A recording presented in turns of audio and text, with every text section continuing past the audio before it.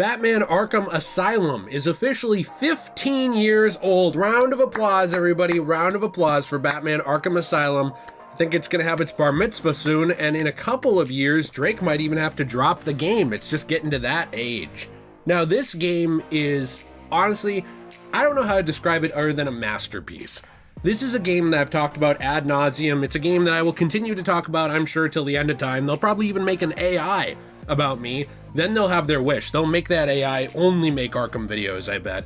But in the future, you'll still hear about it because the Batman Arkham series means a lot to me. We're going to get into that again today. I've talked about it several times, but I want to talk about some of the things that matter with Arkham Asylum. I made a video similar to this probably a month or two ago because I forgot that the 15th anniversary was up and coming. So I'm going to do my best to talk about a couple of different things along with a couple of similar things. And I do have some more videos on this topic actually in the coming months. This is more of just a general talk about Arkham Asylum as it reaches its 15th anniversary, something that I really am excited about. Now, Arkham Asylum is a game that's widely available to pretty much anybody. Basically, it's made the rounds and it is a gaming staple. It's something that influenced superhero games in many significant ways and changed the landscape for that type of game going forward while setting the bar for quality in superhero single-player games. Now, before we hop further into this, if you do enjoy the video, you want to leave a like, subscribe, let me know what you think. That kind of stuff helps me out a lot. My videos have not been really getting shown, a lot of them lately, especially on varying topics. Like Batman's hit or miss, usually hit, but a lot of them just aren't shown to you in the recommended or home tab. So make sure you have that bell icon turned on if you're subscribed.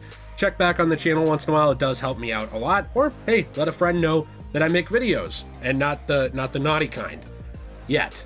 Also, I have a question of the day for you, which is,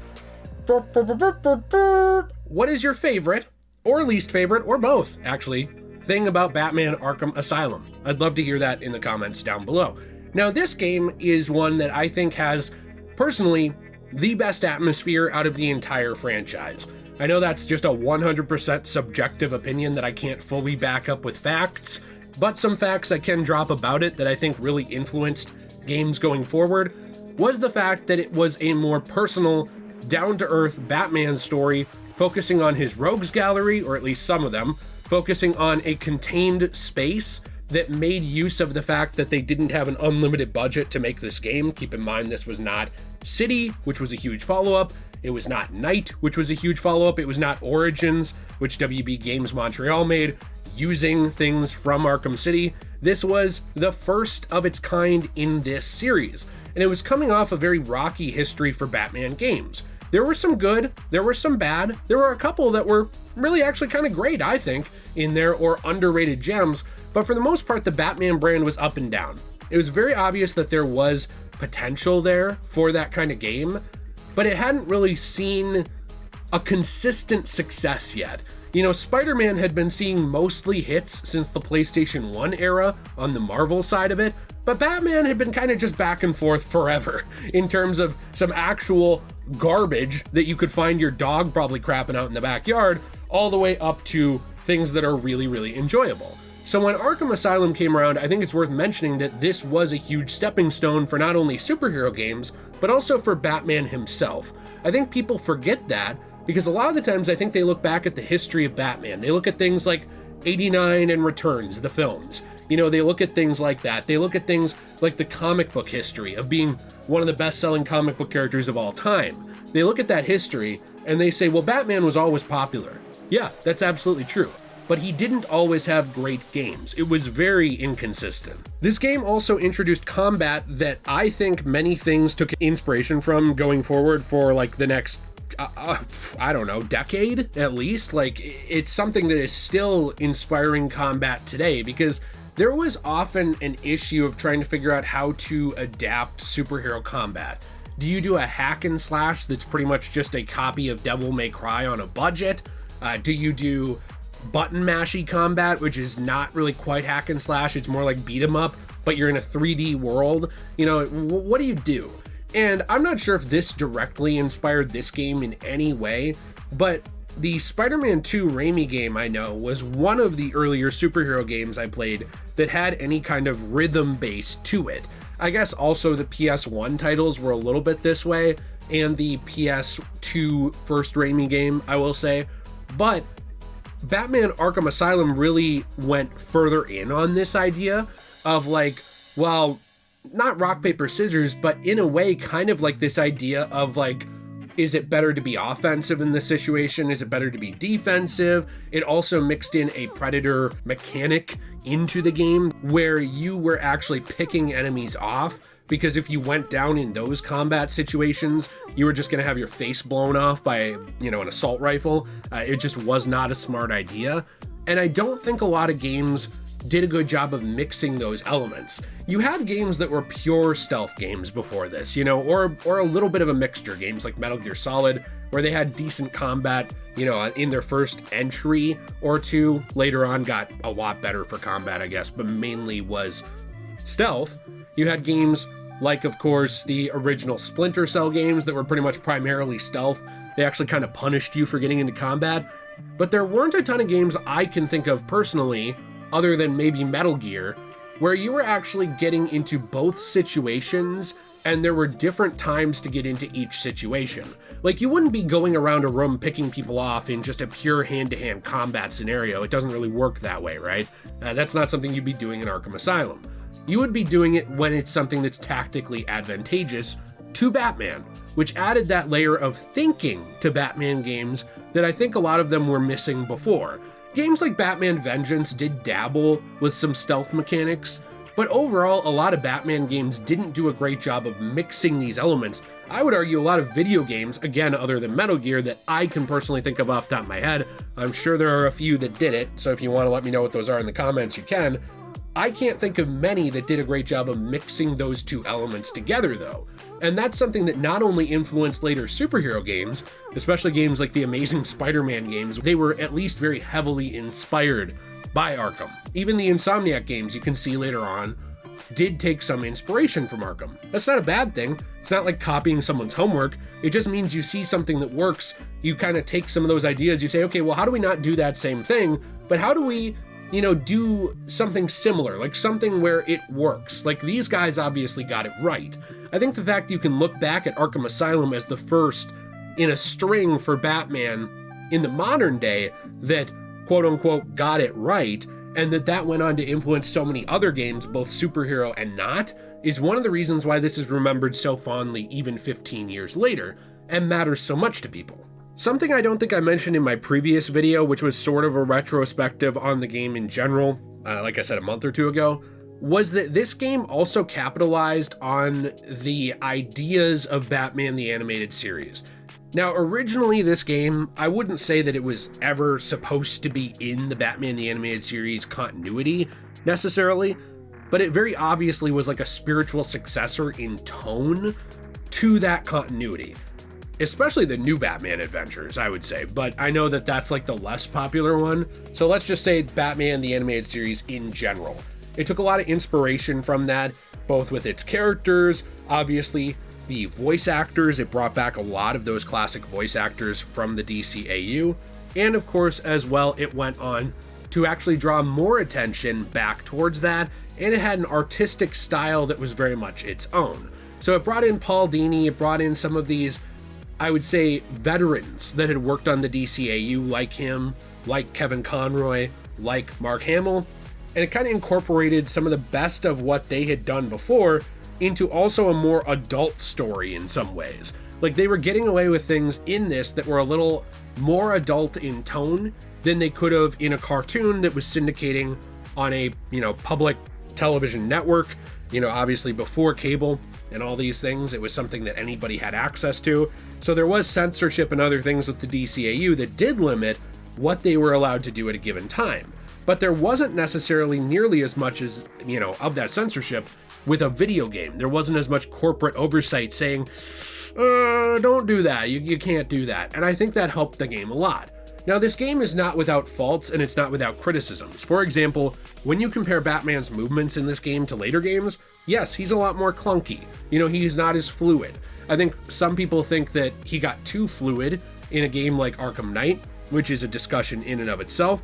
But a lot of people kind of stand on the ground that Arkham City was like the perfect middle ground. But I digress. The fact that Arkham Asylum set up the ball for them to take it and run with it into a successful franchise and pretty much improve on a lot of things is really incredible. Now, all of that said, I will say that this game does, like I said, to me, have the best atmosphere in the series. For me, Arkham Origins is a little close. It's like Asylum has this really perfect blend of claustrophobia and creepiness and horror vibes, which I wish we got more of in the rest of the series. It has that mixed with this innate fear I think people have of being locked up or being put in prison wrongfully. So it kind of preys on those fears of like asylums and those fears of craziness, and it mixes them all together into a horror-inspired blend that mixes the best parts of Batman as a hero with it. And I think that's something incredibly special. You can go from outdoor sections that are still contained into these small claustrophobic hallways, into these more opened up rooms that don't feel that small, but they're small enough that you're still trapped in there with a bunch of armed henchmen. I think those kind of things are something that are unmatched in the series, because as you went further on, adding things like the grapnel boost and even later on the Batmobile, as fun as those were and as much as I love them, it did take away the element of being stuck in there with these people, because you could kind of just run away if you needed to. In Arkham Asylum, in a lot of cases, that's just the situation you're in. You either deal with it or you get shot, and then Joker or somebody is, on your screen making fun of you doing the Fortnite L dance over your corpse as they monologued at you, and that's just kind of how it was. Now, looking back at it, and maybe I'll make a video about this in the future of like, should this game ever be messed with at all? Because it's really a rough thing to do, where they did remaster it with the Return to Arkham collection. Some people love it. I personally think it's inferior in terms of its visual style. Like, I don't think the Return to Arkham remaster is as good stylistically. But the question does become, it's getting older, it's 15 years old, and everything is being remade. And I know some people have talked about, should this game be remade? This is something that I'm really, really on the fence with. I'm really on the fence with it.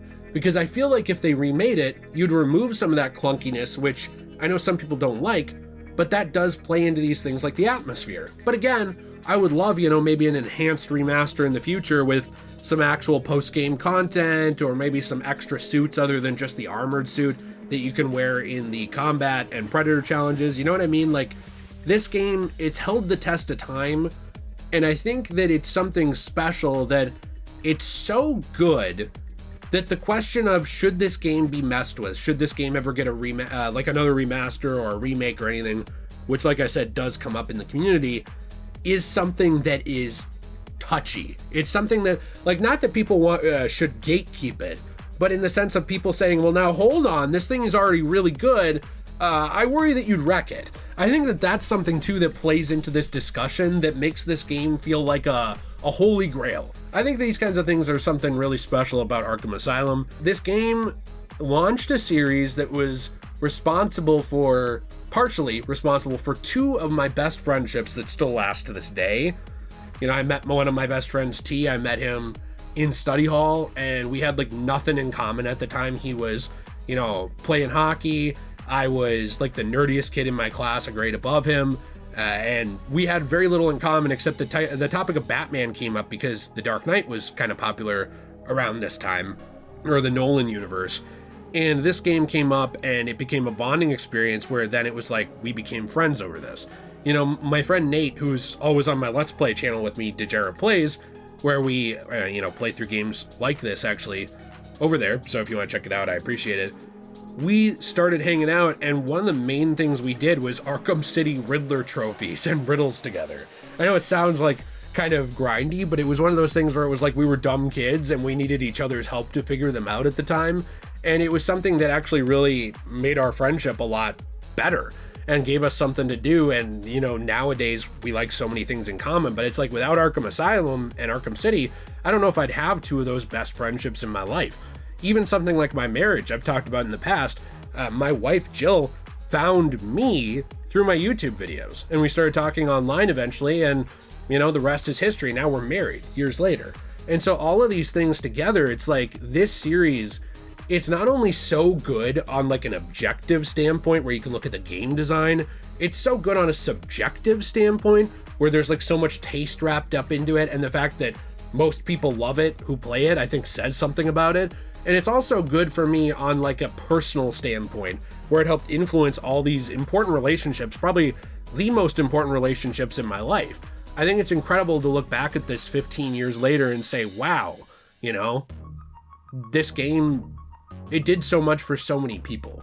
Like, there are people who literally kept living because of this series. I know to some people that's hard to believe, but it's true. There are people who this series, and looking forward to new releases, or loving the writing in it, or connecting with characters, it put off bad personal self-destructive decisions they were going to make to the point where they're still around today because of this series.